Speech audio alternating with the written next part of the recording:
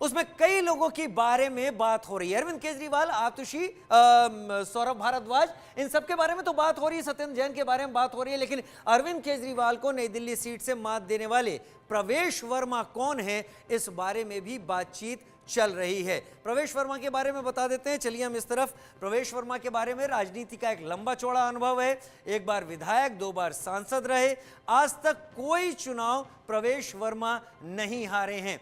पूर्व सीएम साहिब सिंह वर्मा के बेटे हैं। साहिब सिंह वर्मा दिल्ली के मुख्यमंत्री रहे, उनका दुखद निधन जयपुर दिल्ली हाईवे पर एक दुर्घटना में हो गया था, लेकिन प्रवेश वर्मा ने भी उसके बाद अपने पिता की विरासत को, उनकी दी गई शिक्षाओं को जमीन पर उतारा। राजनीति में जो उन्होंने कदम रखा, उस कदम के दौरान उन्होंने अपनी पहचान बनाई। दिल्ली की सभी जाट बहुल सीटें प्रवेश वर्मा बीजेपी ने जीती हुई हैं। पूर्व सीएम साहिब सिंह वर्मा के बेटे हैं, अरविंद केजरीवाल को हराया, दिल्ली के बड़े जाट नेता के तौर पर पहचान है, और जाट वोटरों पर प्रवेश साहिब सिंह वर्मा की बड़ी पकड़ है।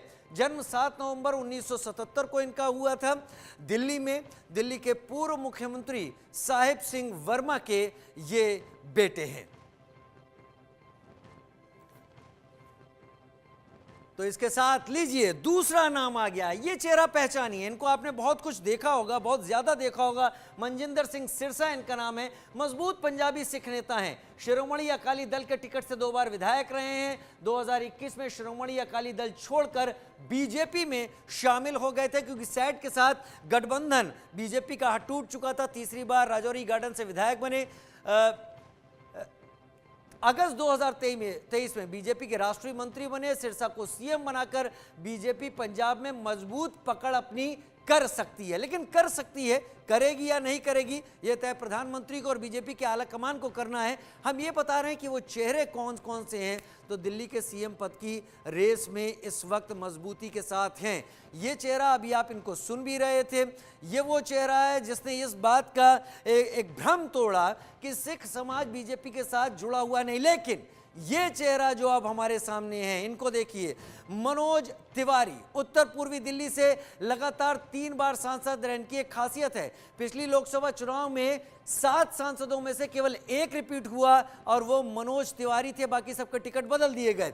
30% आबादी वाले पूर्वांचल वोटर्स के बीच में ये खासे लोकप्रिय है।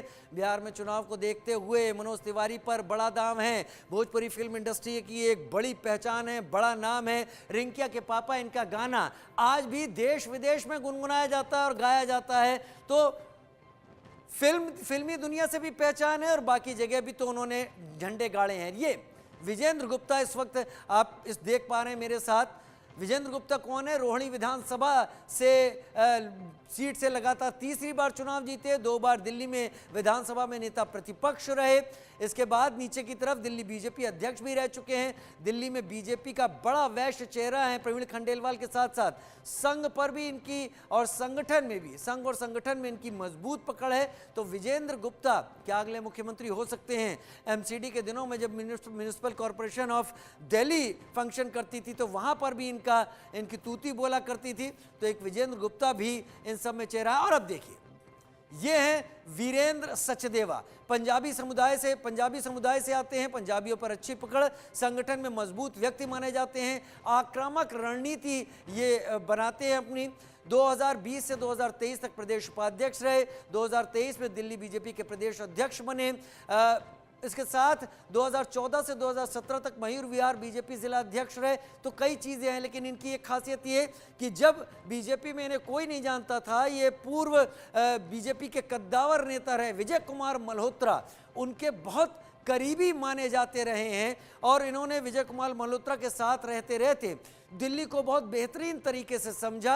बीजेपी के एक ऐसे अनुशासित कार्यकर्ता से लेकर अनुशासित अधिकारी के तौर पर, पदाधिकारी के तौर पर ये रहे जिन्होंने कम से कम 27 साल बाद बीजेपी को अपने प्रदेश अध्यक्ष के पद के रूप में सत्ता वापस दिलवा दी। अब मोहन सिंह बिष्ट क्यों?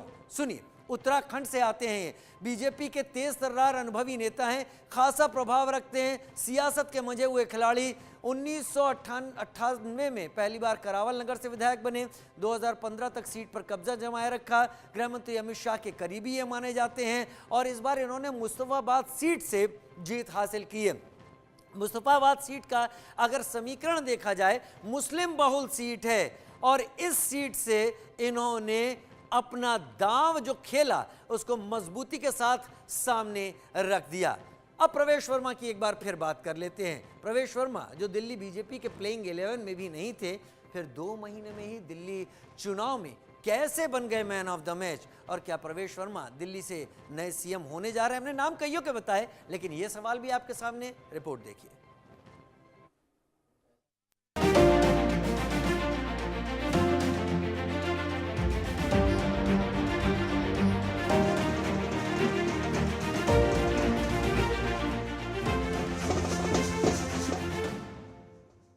आज सबकी नजरें प्रवेश वर्मा पर हैं, क्योंकि दिल्ली की राजनीति में उन्होंने सबसे बड़ा केजरीवाल का विकेट लिया है। अब सबसे बड़ा सवाल यह है कि क्या उन्हें कप्तानी मिलेगी? क्या प्रवेश वर्मा को दिल्ली का सीएम बनाया जाएगा? एक समय बीजेपी ने प्रवेश वर्मा को बैक बेंच पर बिठा दिया था, लेकिन अब प्रवेश वर्मा ने अरविंद केजरीवाल को हराकर पूरे दिल्ली चुनाव में मैन ऑफ द मैच का तमगा हासिल कर लिया है। खास बात यह है कि पश्चिमी दिल्ली से सांसद रह चुके प्रवेश वर्मा ने सिर्फ 2 महीने की तैयारी में ये उपलब्धि हासिल की। पश्चिमी दिल्ली सीट से 2014 से 2024 तक सांसद रहने के बावजूद लोकसभा चुनाव में उन्हें टिकट नहीं दिया गया। इस पर भी प्रवेश वर्मा नाराज नहीं हुए और ना ही वो अपने पद से भटके। इसके बजाय उन्होंने पार्टी आलाकमान के फैसले को स्वीकार किया, हिम्मत नहीं आ रही, और फिर दिल्ली चुनाव पर अपनी नजरें गड़ाई रखी। अब बीजेपी 27 साल बाद जीती तो प्रवेश वर्मा ने अपनी जीत का श्रेय प्रधानमंत्री नरेंद्र मोदी और दिल्ली की जनता को दिया। सर, अपनी जीत का सबसे बड़ा कारण क्या मानते हैं? प्रधानमंत्री मोदी जी का काम। जी सर, आपके रोड मैप में क्या रहेंगी सबसे पहले चीजें दिल्ली के लिए? सर, दिल्ली के लिए सबसे पहले 2 बड़े कौन से काम करेंगे? हजारों काम करने हैं, 2 क्यों करेंगे? और सर, मुख्यमंत्री का नाम आपके लिए आ रहा है, क्या ऐसा होने वाला है? कैसे देवे?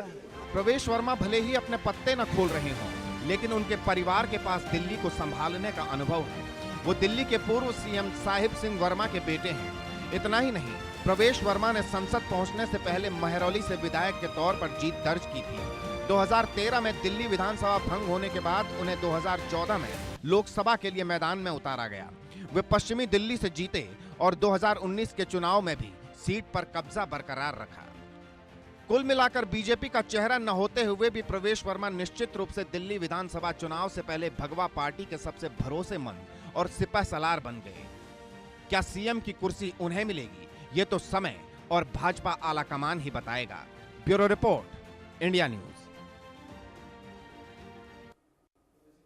लेकिन चुनाव के दौरान कई सारे उलटफेर हुए तो कई सारी ऐसी बातें रहीं जहां पर उम्मीदवारों ने बचते बचते किसी तरह अपने को दौड़ में बनाया, न केवल चुनाव जीत के भी दिखा लिया। ऐसी दिल्ली के एक विधानसभा है ओखला विधानसभा। यहां से आम आदमी पार्टी के विधायक अमानतुल्लाह खान जीत गए हैं, लेकिन यहां पर एआईएमआईएम की एंट्री के बाद यह कहा जा रहा था कि इस बार झाड़ू तो चलेगी नहीं, इस बार पतंग उड़ेगी एआईएमआईएम की। लेकिन उसके बीच भी अमानतुल्लाह खान ने अपनी जीत की ताबीर लिख दी। क्या कह रहे हैं अमानतुल्लाह खान? रिपोर्टर जावेद उनसे उन्होंने बात की है।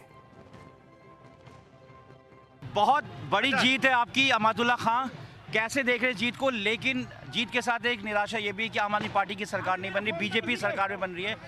क्या, कैसे, अब किन मुद्दों पर अब आप आगे आएंगे? देखिए, ये बहुत दुख की बात है हमारे लिए कि आज हमारी सरकार नहीं है। सारे हमारे नेता हार गए और जिस तरह से बीजेपी ने तमाम तंत्र का इस्तेमाल करके ज़बरन हमारी सरकार को हराया, हमारे तमाम उम्मीदवारों को हराया, तो ये बहुत ही अफसोसजनक बात है।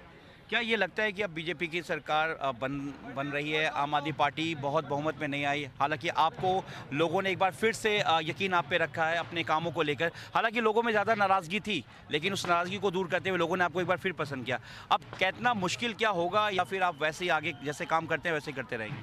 अब देखिए, सरकार नहीं है, सरकार करना होने में तो फ़र्क पड़ता है, लेकिन मैं कोशिश करूँगा कि तालमेल बना के तमाम जो मसाइल हैं इलाके के उनमें काम कर सकें।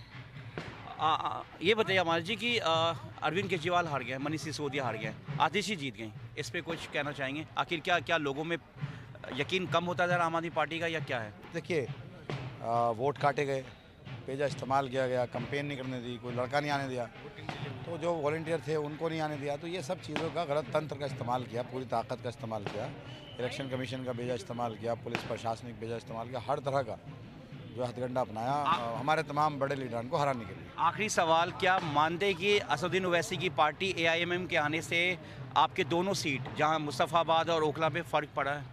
दोनों सीट जो है ये वाली सीट तो देखिए हम लोगों ने, आवाम ने हमारी समझ करके ये सीट तो जीता दी, लेकिन मुस्तफ़ाबाद जो है वो 33,000 वो लेकर गया है और मुस्तफ़ाबाद का जो आदिल है आम आदमी पार्टी का वो 17,000 से हारा। और ऐसा ही नहीं, ये जो असदुद्दीन ओवैसी साहब ने 2 सीट ज़रूर लड़ाई थी, लेकिन उन्होंने पूरे दिल्ली का माहौल कम्युनल कर दिया। इनका काम क्या होता है कि अपने कैंडिडेट तो खड़े करते हैं, लेकिन हिंदू वोटर्स को कहीं ना कहीं ये जो है कम्युनल करके उन्हें इकट्ठा कर देते हैं। बहुत बहुत शुक्रिया आपको जीत के लिए।